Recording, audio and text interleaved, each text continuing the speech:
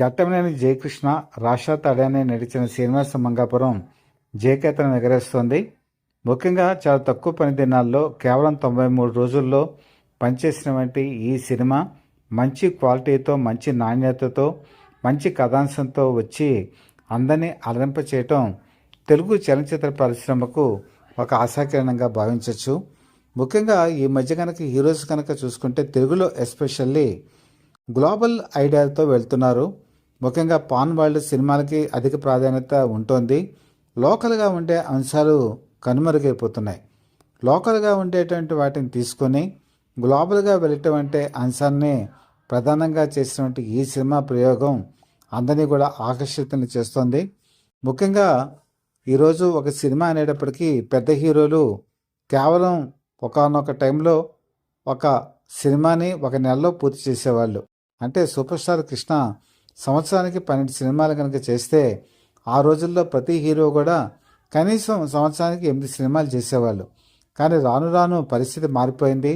ఈరోజు అగ్ర హీరోలు ఒక సినిమాని కనుక టేకప్ చేసి దాన్ని కంప్లీట్ చేసి రిలీజ్ చేయాలంటే 3 సంవత్సరాల సమయం పడుతోంది. 3 సంవత్సరాల సమయానికి ఒక సినిమా రిలీజ్ కావాలనేప్పటికీ థియేటర్స్కి ఫీడింగ్ అనేది బాగా తక్కువైపోతుంది. ఇప్పటికే ఆంధ్రప్రదేశ్లో సింగిల్ థియేటర్స్ అనేవి కనుమరుగైపోయాయి. చాలా వరకు వాటిని కూల్చేసి వాటి స్థితిలో ఏమొస్తున్నాయంటే షాపింగ్ మాల్స్ వస్తున్నాయి, అలాగే కళ్యాణ మండపాలు వస్తున్నాయి. ముఖ్యంగా ఆ పరిస్థితి రాను రాను ఇంకా ముందుకెళ్ళేటువంటి తరుణంలో అసలు సింగిల్ థియేటర్స్ ఉంటాయా ఉండవా అనేటువంటి ఆలోచన కూడా అందరికీ కలుగుతోంది. మరి ఇటువంటి స్థితిలో సినిమాలు కనీసం వారానికి 2-3 కనుక రిలీజ్ కాకపోతే ఈవెన్ మరి పెద్ద పెద్ద షాపింగ్ మాల్స్లో ఉండేటువంటి వాటిలో కూడా ఈ సినిమాలు కనుక లేకపోతే పరిస్థితి ఏంటి అన్న ఆలోచన కూడా మన భయపెడుతోంది. కాబట్టి ఇటువంటి తరుణంలో జయకృష్ణ తీసుకున్న నిర్ణయం చాలా సందర్భోచితం. చాలా త్వరితంగా పూర్తి చేసి కేవలం 93 రోజుల్లోనే సినిమాని కంప్లీట్ చేసి ఇతని స్పీడు కనుక చూస్తుంటే సంవత్సరానికి మినిమం 3 సినిమాలు ఖచ్చితంగా చేస్తాడు. అలాగే అజయ్ భూపతి అతని వర్కింగ్ స్టైల్ కూడా పరిశీలిస్తే ఇతను కూడా చాలా స్పీడ్గా పనిచేసేటువంటి మనస్తత్వం కలవాళ్ళు. సో ఇద్దరి కలయికలో మిగతా వాళ్ళు ఆదర్శంగా తీసుకొని ఎక్కువ సినిమాలు కనుక చేయగలిగితే అది తెలుగు సినిమా ఇండస్ట్రీకి ఒక ఆక్సిజన్ లాగా పనిచేస్తుంది. ముఖ్యంగా కళాకారులకి పని దొరుకుతుంది, అలాగే టెక్నీషియన్స్కి పని దొరుకుతుంది, డైరెక్టర్స్కి వర్క్ దొరుకుతుంది. అలాగే సినిమా ఇండస్ట్రీలో 24 క్రాఫ్ట్లో పనిచేసే వాళ్ళకు కూడా ఉపాధి కల్పిస్తుంది, ఉపాధి కలుగుతుంది కూడా. సో ఆ విధంగా చేసినటువంటి ఈ ముందడుగు ఒక మంచి అభినందనీయ ప్రయత్నంగా మనం భావించవచ్చు. అయితే at the same time social media ఈ మధ్యకాలంలో బాగా విస్తరించింది. ఇది అన్ని రంగాల్లోకి వ్యాపించినటువంటి తరుణంలో దాన్ని సద్వినియోగం చేసుకున్న వాళ్ళు ఉన్నారు, దుర్వినియోగం చేసుకున్న వాళ్ళు ఉన్నారు. సద్వినియోగం అంటే ఒక విమర్శ చేసినప్పుడు దాని సహేతుక కారణాలు చూపించి దానికి కనుక మనం ప్రాజెక్ట్ కనుక చేసినట్టయితే అది అందరూ ఆమోదించారు, హర్షిస్తారు. కానీ ఈరోజు ఒక సినిమా వచ్చినా లేకపోతే ఒక కళాఖండం వచ్చినా కూడా కేవలం దాన్ని పట్టుకొని ఏదో ఇది బాగలేదనో లేకపోతే ఇది ఆడదనో లేకపోతే ఇంకో రకమైనటువంటి వేరే మనస్తత్వాన్ని అడ్డుపెట్టుకొనో ఈరోజు విమర్శలు చేస్తున్నారు. దానికి ఒక రీజనింగ్ చెప్పట్లేదు, దానికి ఒక సహేతుమైన కారణం చెప్పట్లేదు, ఒక ఎనాలిసిస్ చెప్పడం లేదు. అలాగే దానికి సంబంధించిన కరెక్ట్ అయిన ప్రోగ్రామింగ్ కూడా వాళ్ళు చేయటం లేదు. కాబట్టి ఏదో 2-3 నిమిషాలు వాళ్ళు మైకులు పెట్టుకొని ఈ సినిమా బాగుండలేదనో లేకపోతే పాత చింతకాయ పచ్చడిలాగా ఉందనో రొటీన్గా ఉందనో ఇలాంటి దుష్ప్రచారం చేయటం వల్ల మెయిన్ నష్టం కలుగుతుంది. దేనికంటే ఒక హీరోకి కలుగుతోంది, ఒక ఇండస్ట్రీకి కలుగుతోంది, అలాగే ఒక సినిమాకి కూడా కలుగుతోంది. ఎందుకంటే సినిమా అన్నది ఈరోజు ఒక వ్యక్తి చేతుల్లో ఉన్నది కాదు. ఇది సమిష్టి కృషి. నిర్మాత దగ్గర నుంచి, దర్శకుడి దగ్గర నుంచి, టెక్నీషియన్స్ దగ్గర నుంచి, హీరోయిన్ల దగ్గర నుంచి, కళాకారుల దగ్గర నుంచి అందరూ కష్టపడి పనిచేస్తేనే ఒక సినిమా తయారవుతోంది. కానీ ఇలా అద్దం పద్దం లేని విమర్శలు చేయటం వల్ల తెలుగు సినీ పరిశ్రమ అట్టడుగు స్థాయికి పోతోందన్న అనుమానం కూడా కలుగుతోంది. ముఖ్యంగా చాలా నిరాడంబరంగా ఉండేటువంటి వ్యక్తిత్వం జయకృష్ణది. యాక్షన్ బాగా చేశాడు. అలాగే నటనా పటిమ చూపించాడు. పోరాట దృశ్యాల్లో తన మార్షల్ ఆర్ట్స్ చూపించాడు. అలాగే ప్రతిదీ కూడా చక్కటి ఆల్రౌండ్ ప్రతిభ కనిపించి సినిమాలో తనకంటూ తను ఒక ఒరవడి సృష్టించాడు. దీనికంటూ తాను ఒక ప్రత్యేక శిక్షణ తీసుకున్నాడు. అలాగా ఆషామాషిగా వచ్చి చేసినటువంటి వ్యక్తి కాదు. అలాంటి వ్యక్తులు ఈరోజు ఇండస్ట్రీకి అవసరం కూడా. పైగా నిరాడంబరతగా ఉండేటువంటి వ్యక్తి, అందరితో మంచిగా కలుపుకోలుగా ఉండేటువంటి వ్యక్తి ఈరోజు తెలుగు సినిమా పరిశ్రమకు అవసరం. ఇలాంటి వ్యక్తులు మరిన్ని సినిమాలు చేయాలని మనం కోరుకోవాలి. అలాంటిది మన బిడ్డ ఒక చిన్న తప్పు చేశాడే అనుకుందాం, అది సరిదిద్దాలి, ఇంకా పైకి ఎదిగేటట్టుగా చూడాలి.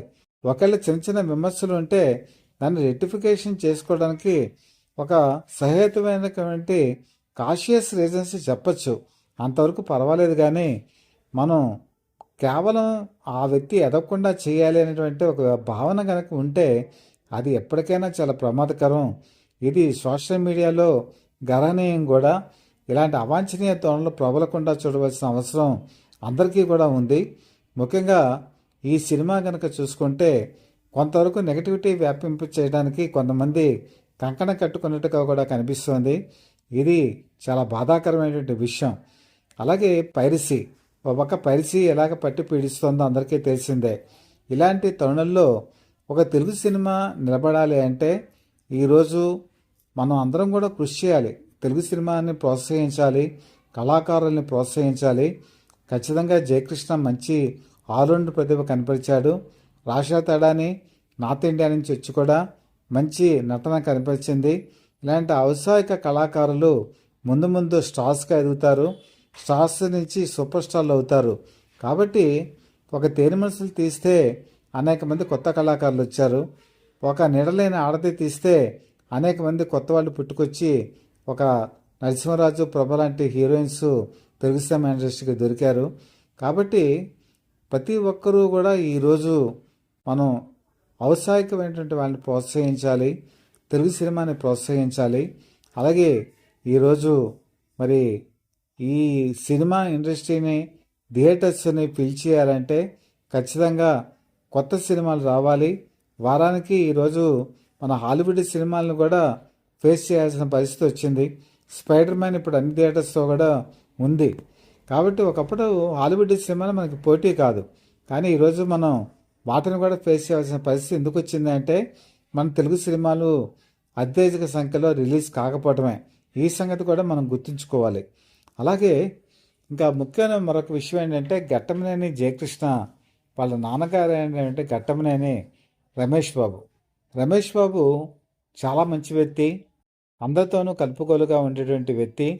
తను almost all super star Krishna busy షెడ్యూల్స్లో షూటింగుల్లో ఉన్నప్పుడు కుటుంబాన్ని అంతా కూడా తన తండ్రి తర్వాత తండ్రి అయ్యి నడిపించినటువంటి వ్యక్తి. ఆ రోజు మహేష్ బాబు అయినా, మరి ఘట్టమనేని మంజులైనా, ప్రియదర్శనైనా, ఎవరైనా సరే వాళ్ళందరినీ కూడా చదువుల దగ్గర నుంచి అన్ని బాధ్యతలు తను తీసుకొని ముందుకు నడిపించినటువంటి వ్యక్తి.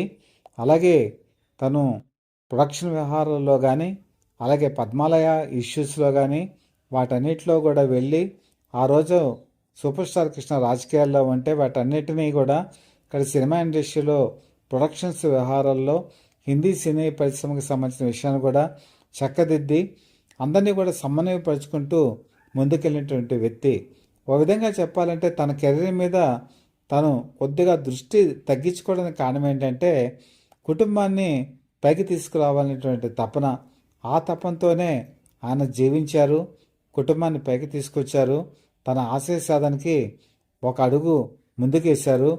చలనచిత్ర జీవితంలో కొద్దిగా వెనకడుగేసిన వ్యక్తిగత జీవితంలో మాత్రం ఘన విజయం సాధించారు.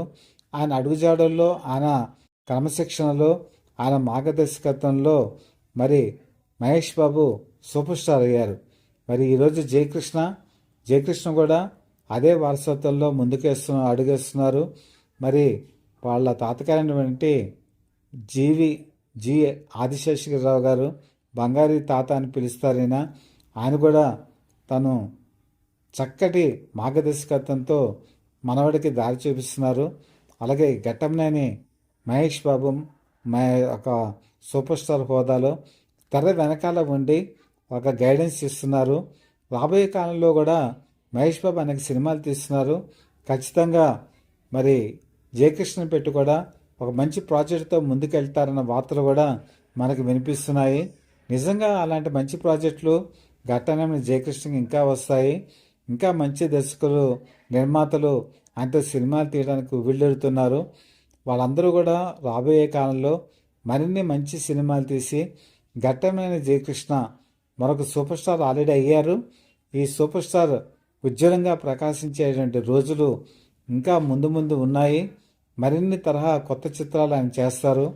ప్రేక్షకుల అభిమానం పొందుతారు. తెలుగు సినిమా ఇండస్ట్రీకి ఒక ఆశాకిరణం ఈరోజు ఘట్టమైన జయకృష్ణ. ఎందుకంటే సూపర్ స్టార్ కృష్ణలో ఉన్నటువంటి మంచితనం, నిరాడంబరత, అందరినీ కలుపుకొలుతనం, ముఖ్యంగా ఈరోజు అభిమానులు అంటే ఆయనకి చాలా అభిమానం. సూపర్ స్టార్ కృష్ణకి అభిమానులు అంటే అంత అభిమానం ఉందో అలాగే వాళ్ళన్నా కూడా జయకృష్ణకి అంత అభిమానం ఉంది. వాళ్ళకి ఏదో చెయ్యాలనేటువంటి తపన కూడా కనిపిస్తోంది. ఖచ్చితంగా ఈ తపనే ముందుకు తీసుకెళ్తుంది. రాబోయేటువంటి కాలంలో ఎవరూ చేయలేనటువంటి ఉదాత్త కార్యక్రమాలు, మంచి కార్యక్రమాలు నేను చేపడతాను ఆత్మవిశ్వాసంలో కూడా అతనిలో కనబడుతుంది. కాబట్టి ఖచ్చితంగా అతని నుంచి మనం ఎన్నో ఎక్స్పెక్ట్ చేయొచ్చు. మంచి సినిమాలు ఎక్స్పెక్ట్ చేయొచ్చు, మంచి కార్యక్రమాలు ఎక్స్పెక్ట్ చేయొచ్చు, ప్రజాహిత కార్యక్రమాలు కూడా ఎక్స్పెక్ట్ చేయొచ్చు.